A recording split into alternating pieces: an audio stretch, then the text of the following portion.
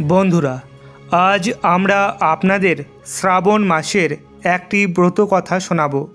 বলা হয় যে ভগবান ভোলেনাথ এবং মাতা পার্বতীর এই পবিত্র কাহিনীটি সত্যিকারের অর্থে শ্রবণ করলে কাঙ্ক্ষিত ফল পাওয়া যায়। যারা এই পবিত্র কাহিনীটি শ্রবণ করেন তাদের সমস্ত ইচ্ছা পূর্ণ হয়। চলো বন্ধুরা, ভগবান শিব এবং মাতা পার্বতীর এই পবিত্র কাহিনীটি শুরু করা যাক। বন্ধুরা, এক শহরে একজন ধনী ব্যবসায়ী থাকতেন। তিনি ভগবান শিবের একনিষ্ঠ পরম ভক্ত ছিলেন। সেই ব্যবসায়ী প্রতিদিন সকালে ঘুম থেকে উঠে কাজ শেষ করে শিবের পূজা না করে জলও খেতেন না। তার একটি ছোট ব্যবসা ছিল যা খুব ভালোভাবে চলছিল। সেই জন্য সেই ব্যবসা থেকে প্রচুর লাভ করছিল। সেই সাথে ব্যবসায়ীটি খুবই দয়ালু ছিল। সে সবসময় দরিদ্র ও অসহায়দের সেবা করার জন্য প্রস্তুত ছিল। এইভাবেই দিন কেটে যাচ্ছিল। কিন্তু সেই ব্যবসায়ীর স্ত্রী এই অভ্যাসের কারণে তার ওপর খুব রেগেছিলেন। কিন্তু ভগবান শিবের প্রতি তার ভক্তি দেখে সেই ব্যবসায়ীর স্ত্রী তাকে খুবই ভালোবাসতেন। তাই তার স্ত্রী কখনো তাকে অপমান করেনি।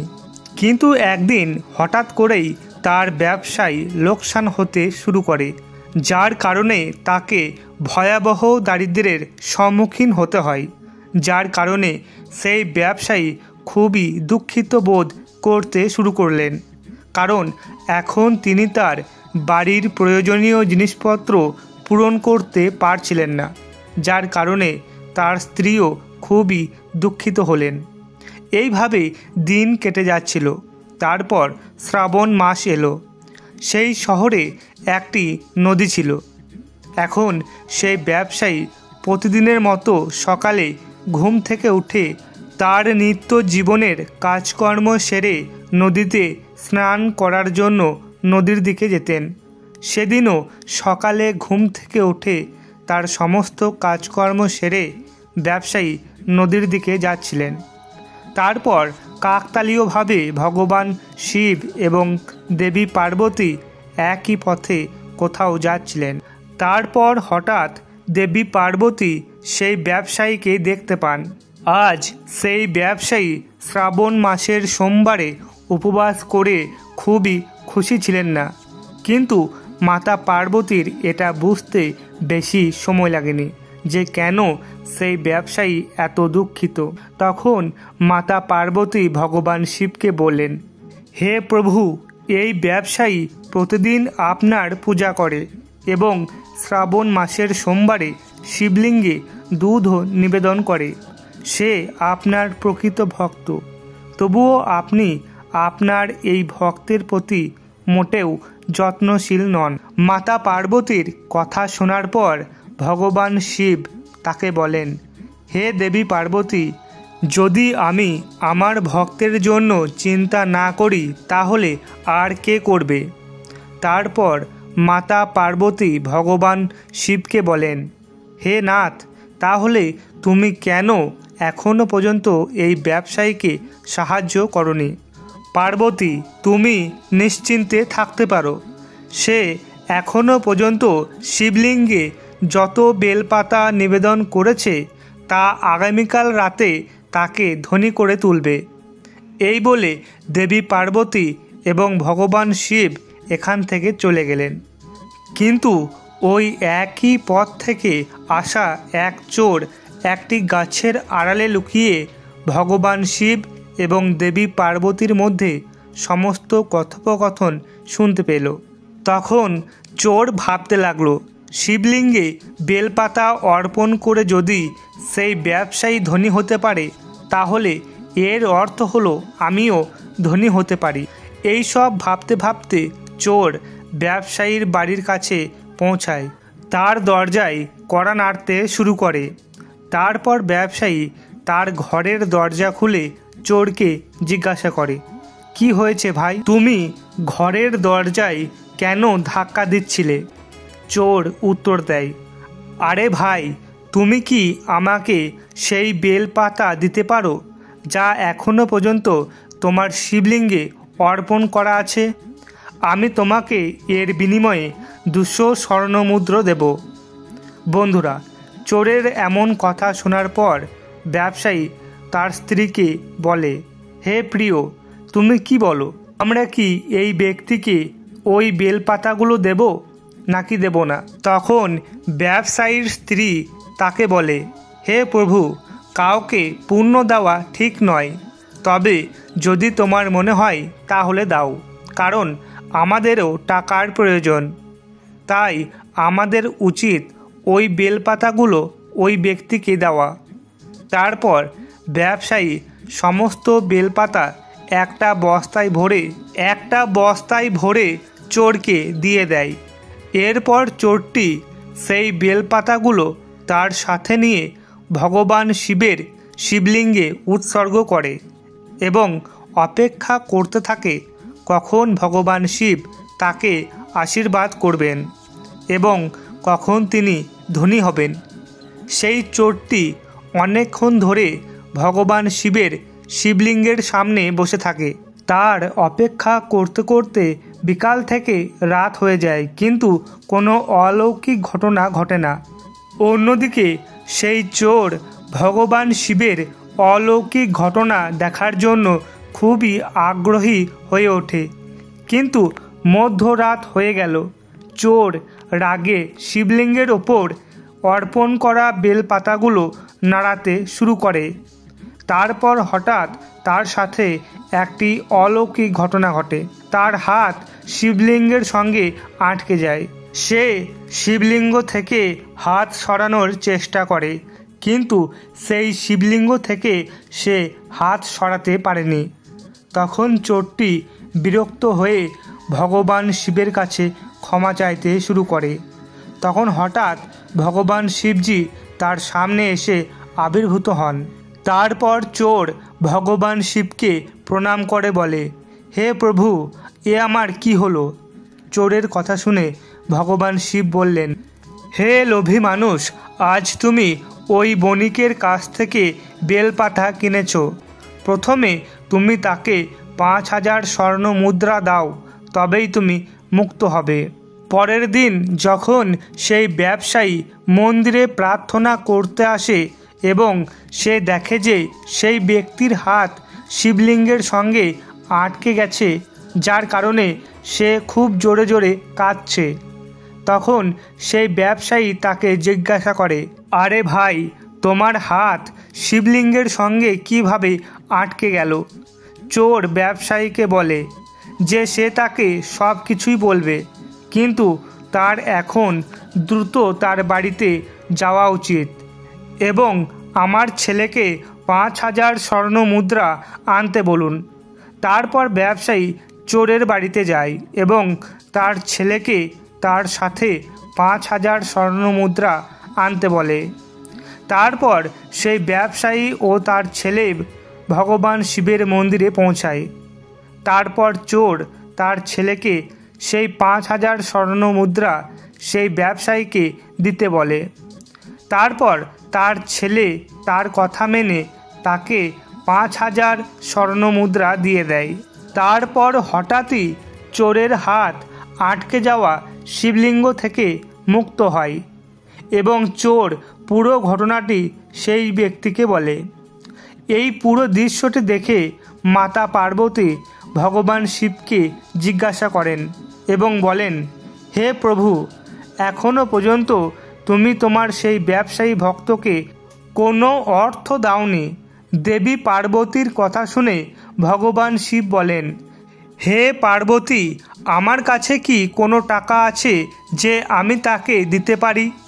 কিন্তু এখন আমার ভক্ত দরিদ্রও নয়, তুমি নিজেই এর প্রমাণ দেখো।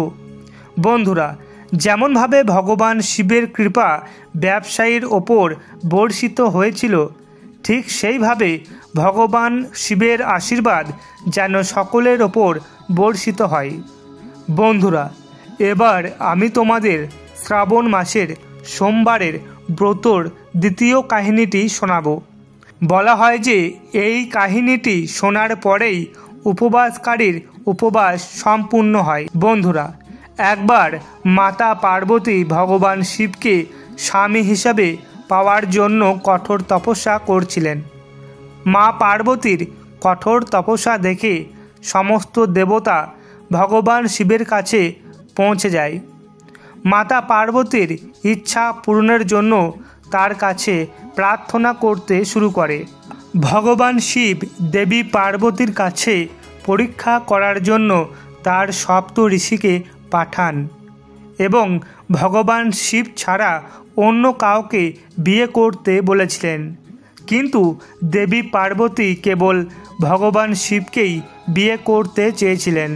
তিনি ছাড়া অন্য কাউকে বিয়ে করতে তিনি প্রস্তুত ছিলেন না। বিয়ের আগে প্রতিটি স্বামী তার স্ত্রীর আচরণের সাথে পরিচিত হতে চান। তাই ভগবান শিব নিজেই মাতা পার্বতীকে পরীক্ষা করার জন্য সিদ্ধান্ত নেন।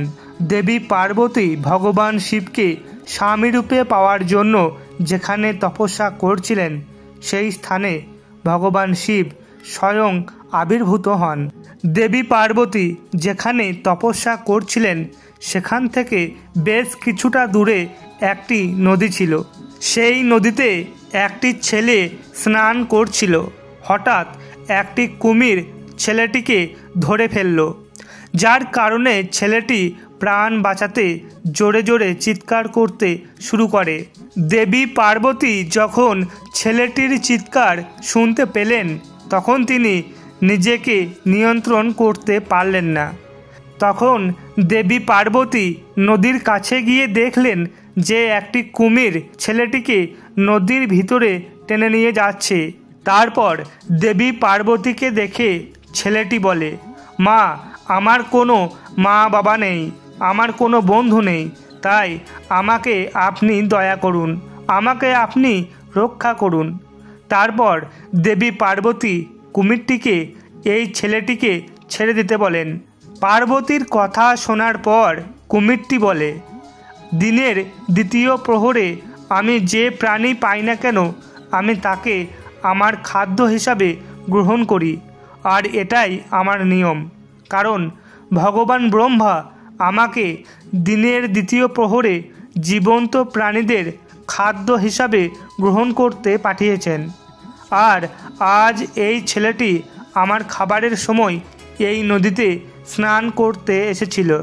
হয়তো ঈশ্বরও চান যে আমি এই ছেলেটিকে আমার খাবার বানাই, তাহলে আমি কেন তাকে এইভাবে ছেড়ে দেব?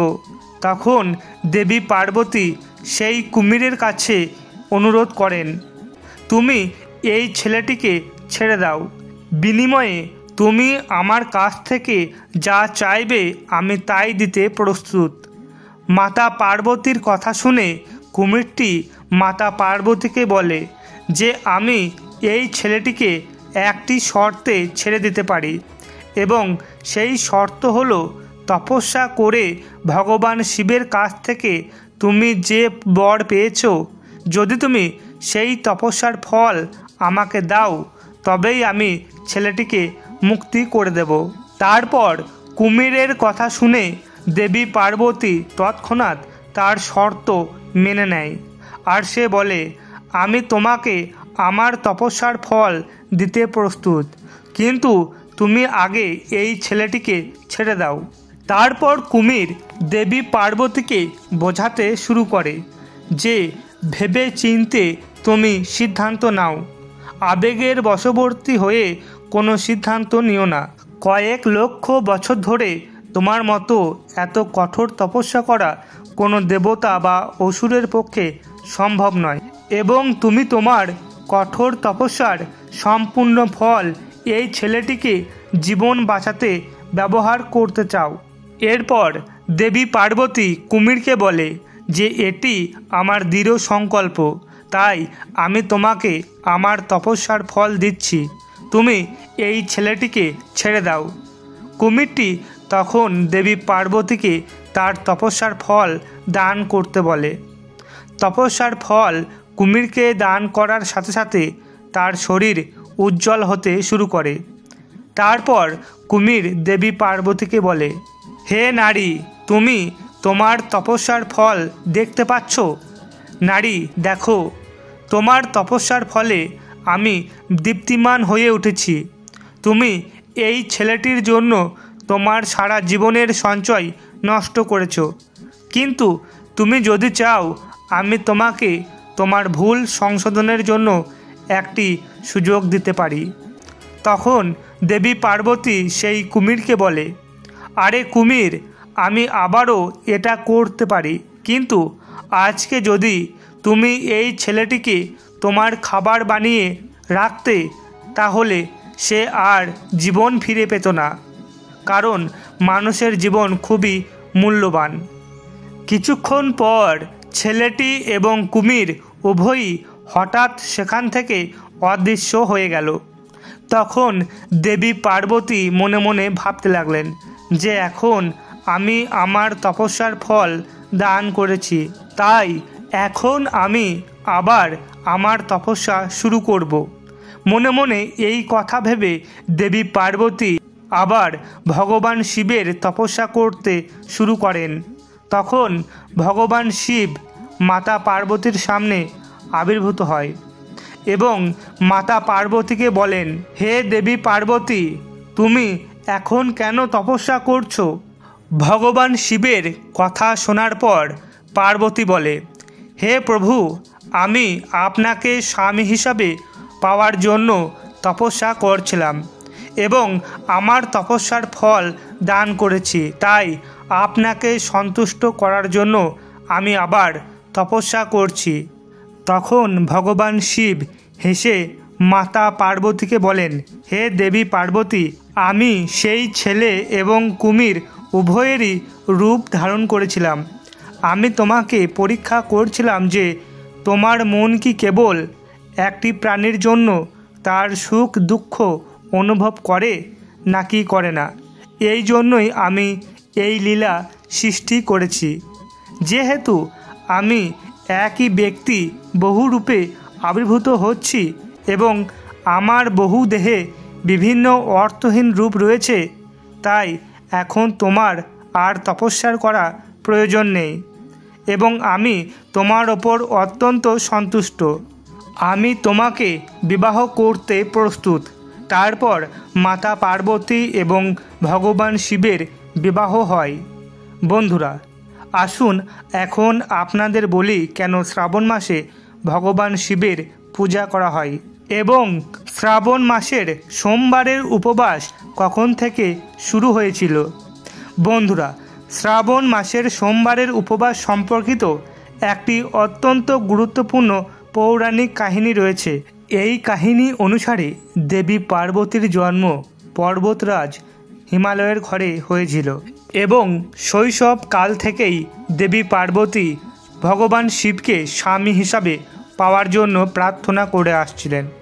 তিনি গঙ্গা নদীর তীরে শ্রাবণ মাসে 16টি সোমবার উপবাস করতেন। শ্রাবণ সোমবার ব্রতের সময় মাতা পার্বতী অন্ন জল ত্যাগ করেছিলেন। শ্রাবণে প্রবল বৃষ্টিপাতের সময় কোনো খাবার বা জল না খেয়ে আকাশের নিচে সময় কাটাতেন এবং তার বাবা পর্বতরাজ হিমালয় তার মেয়েকে এই যন্ত্রণায় ভগবান ভোলানাথকে সন্তুষ্ট করার জন্য পুজো করতে দেখে খুবই দুঃখ পেতেন। এইভাবেই কেটে যাচ্ছিল। একদিন মাতা পার্বতী ভগবান শিবের কঠোর তপস্যা করছিলেন। সেই সময় দেবর্ষি নারদ আকাশপথ হয়ে পর্বতরাজ হিমালয়ের প্রাসাদে পৌঁছে গেলেন। পর্বতরাজ হিমালয় দেবর্ষি নারদকে দেখে তাকে প্রণাম করে বললেন, হে দেবর্ষি নারদ, বলুন আমি আপনার জন্য কি সেবা করতে পারি। তারপর দেবর্ষি নারদ হিমালয়কে বলেন, হে গিরিরাজ, আজ আমি ভগবান বিষ্ণুর আদেশে আপনার প্রাসাদে এসেছি, কারণ আপনার কন্যা পার্বতী কঠোর তপস্যা করছেন। তার প্রতি সন্তুষ্ট হয়ে ভগবান বিষ্ণু আপনার কন্যাকে বিবাহ করতে চান। এই সম্পর্কে আপনার মতামত কি? আমি আপনার মতামত জানতে চাই। দেবর্ষি নারদজির কথা শোনার পর পর্বতরাজ হিমালয় নারদকে বলেন, হে নারদ, আপনি এই কথা বলে আমার সমস্ত উদ্বেগ দূর করেছেন। যদি ভগবান বিষ্ণু নিজেই আমার কন্যাকে বিবাহ করতে চান তাহলে আমার কোনো আপত্তি নেই, কারণ তিনি নিজেই পরমেশ্বর ব্রহ্মা এবং প্রতিটি বাবাই চান তার মেয়ে যেন তার জীবনের সমস্ত সুখ পাক। একজন বাবার তাৎপর্য এই যে তার মেয়ে তার বাবার বাড়ির চেয়ে স্বামীর বাড়িতে যেন সব থেকে বেশি সুখী থাকে। এরপর পর্বতরাজ হিমালয় তার মেয়েকে ভগবান বিষ্ণুর সাথে বিবাহের অনুমতি দেন। পর্বতরাজ হিমালয়ের অনুমতি পেয়ে দেবর্ষি নারদ ভগবান বিষ্ণুর কাছে যান, কিন্তু যখন মাতা পার্বতী এই বিবাহের কথা জানতে পারলেন যে তার পিতা ভগবান বিষ্ণুর সাথে তার বিবাহের অনুমতি দিয়েছেন, তখন মা পার্বতী খুবই দুঃখিত হয়েছিলেন এবং তার দুঃখের সীমা ছিল না। তখন তার এক বান্ধবী মাতা পার্বতীকে জিজ্ঞাসা করলেন, হে পার্বতী বোন, ভগবান বিষ্ণুর সাথে আপনার বিবাহের কথা শুনে আপনি এত দুঃখিত কেন? বন্ধুর কথা শুনে দেবী পার্বতী তার বন্ধুকে উত্তর দেন এবং বলেন, হে বোন, আমি সত্যিকারের অর্থে ভগবান শিবের তপস্যা করেছি, কিন্তু আমার বাবা আমাকে ভগবান বিষ্ণুর সাথে বিবাহ দেওয়ার সিদ্ধান্ত নিয়েছেন। তাই আমি এখন একটি অদ্ভুত ধর্মীয় দ্বিধায় আটকে গেছি। এখন আমার জীবন বিসর্জন দেওয়া ছাড়া আর কোনো উপায় নেই। এতে তার বন্ধু মাতা পার্বতীকে বলেন, হে বোন পার্বতী, তোমার মুখ থেকে এমন অশুভ কথা বলা উচিত নয় এবং সংকটের সময় আমাদেরকে ধৈর্য ধরে থাকা উচিত। একজন নারীর জীবনের অর্থ এই যে একবার যখন কাউকে হৃদয় থেকে স্বামী হিসাবে গ্রহণ করে তখন তার উচিত সারা জীবন তার সাথেই থাকা। সত্যিকারের বিশ্বাস এবং ভক্তির সামনে এমনকি ঈশ্বরকেও আত্মসমর্পণ করতে হয়। এর জন্য আমি তোমাকে একটা ঘন জঙ্গলে নিয়ে যাচ্ছি, যেখানে তুমি বসে ধ্যান করতে পারো এবং যেখানে তোমার বাবা তোমাকে খুঁজে পাবে না। তুমি সেখানে ধ্যানে ডুবে যাও।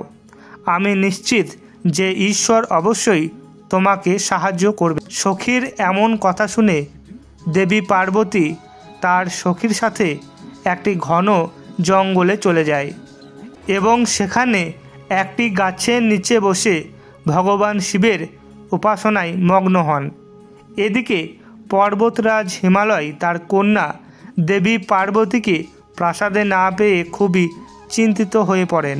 মন্ত্রীদের বলতে শুরু করে যে আমার মেয়ে আজ কোথায় গেছে আমি জানি না। আমি তাকে ভগবান বিষ্ণুর সাথে বিয়ে দেওয়ার প্রতিজ্ঞা করেছি। যদি ভগবান বিষ্ণু বিবাহের সভা নিয়ে আসেন এবং আমার কন্যা প্রাসাদে না থাকে তাহলে আমি তাকে কি বলবো? আমি কাউকে মুখ দেখাতে পারবো না, অথচ পার্বতীকে খুঁজে বের করতেই হবে। তারপর পর্বতরাজ হিমালয় তার সমস্ত মন্ত্রী এবং সৈন্যদের বলেন যে আমার মেয়েকে যে কোনো জায়গা থেকে খুঁজে বের করো। এদিকে মাতা পার্বতীর খোঁজ শুরু হলো, আর অন্যদিকে মাতা পার্বতী এবং তার বন্ধু সেই জঙ্গলের মধ্যে একটি গাছের নিচে বসে ভগবান শিবের আরাধনায় মগ্ন ছিলেন। সেদিন শ্রাবণ মাস শুরু হয়েছিল।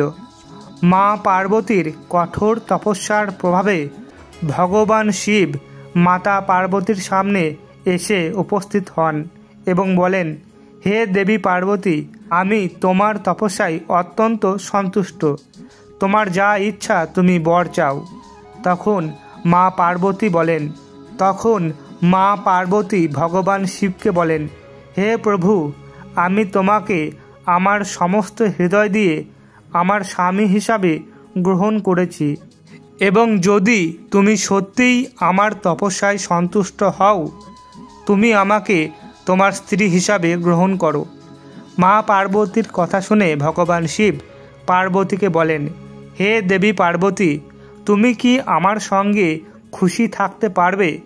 তখন মাতা পার্বতী বলেন, হে প্রভু, আমি ছোটবেলা থেকেই এবং যদি তুমি সত্যিই আমার তপস্যায় সন্তুষ্ট হও, তুমি আমাকে তোমার স্ত্রী হিসাবে গ্রহণ করো।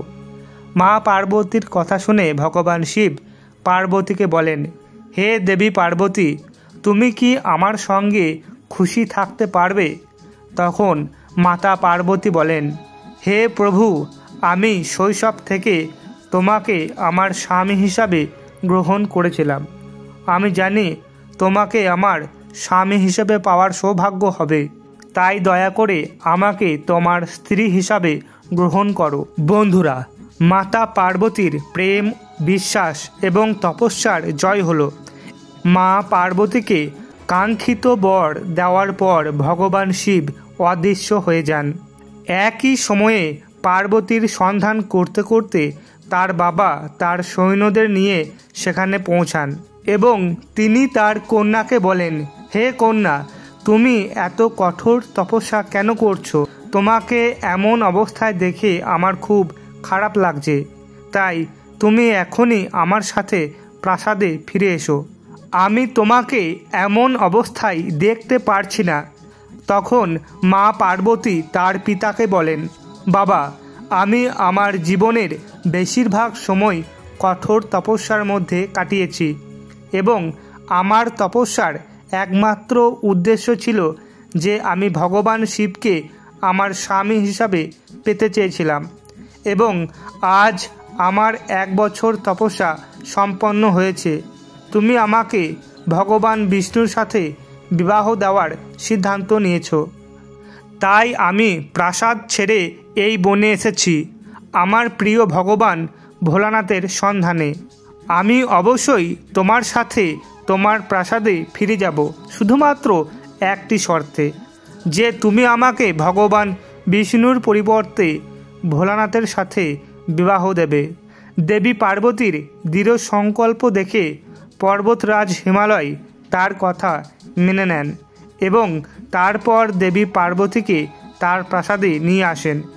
কিছু সময় পর ভগবান ভোলানাথ এবং দেবী পার্বতীর বিবাহ সম্পন্ন হয় সমস্ত রীতি মেনে। মাতা পার্বতী শ্রাবণ মাসে ভগবান শিবের পূজা করেছিলেন এবং সোমবারে উপবাস করেছিলেন, তাই সেই দিন থেকেই শ্রাবণ মাসে সোমবারে উপবাস শুরু হয়েছিল। বন্ধুরা, শাস্ত্রে আরও বলা হয়েছে যে যদি কোনো বিবাহিত মহিলা বা অবিবাহিত মহিলা শ্রাবণ মাসের সোমবারে উপবাস পালন করে, ভগবান শিব এবং দেবী পার্বতী তাদের কাঙ্ক্ষিত ফল দান করেন। অতএব যারা ভালো প্রকৃতির মানুষ এবং ভালো হতে চান, তাদের শ্রাবণ মাসে পূর্ণ ভক্তি ও বিশ্বাসের সাথে সোমবারে উপবাস পালন করা উচিত। তো বন্ধুরা, আজকের এই কাহিনী থেকে আপনারা নিশ্চয়ই বুঝতে পারছেন যে শ্রাবণ মাসের সোমবারের গুরুত্ব কতটা। তো বন্ধুরা, ভিডিওটি যদি ভালো লাগে এবং মন চায় তাহলে চ্যানেলটিকে সাবস্ক্রাইব করতে ভুলবেন না।